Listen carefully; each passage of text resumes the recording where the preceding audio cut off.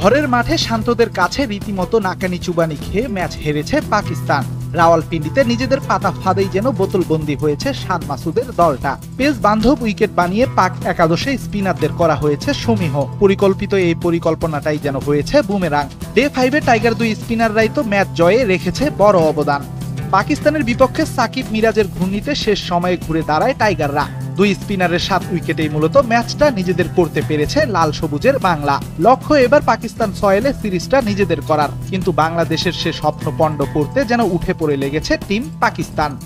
বারে বারে ঘুঘু তুমি খেয়ে যাও ধান। প্রথম টেস্টে করা সব ভুল শুধরাতে এবার বদ্ধপরিকল্প পাকিস্তান। টাইগারদের নাস্তানাবুদ করতে এবার একাদশে পরিবর্তনের আভাস দিয়েছে দলটা। দেশটার current spinning genius Abrar Ahmed, batting allrounder Kamran Ghulam আর পেস বোলিং অলরাউন্ডার আমির জামালকে স্কোয়াডে ভিড়িয়েছে তারা।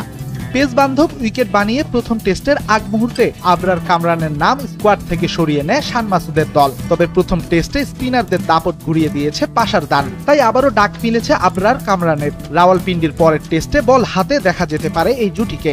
স্কোয়াডে ডাক পেয়েছেন আমির জামালও। অস্ট্রেলিয়ার বিরুদ্ধে পাকদের সেরা বোলার ছিলেন এই পেস বোলিং অলরাউন্ডার। তবে ইনজুরির কারণে চলে যান দলের বাহিরে, যদিও এখনো পুরোপুরি ফিট নন জামাল। তবে সদ্যই সন্তানের বাবা হওয়া শাহিন শাহ আফ্রিদি ফেরায় কিছুটা স্বস্তিতে পাকিস্তান।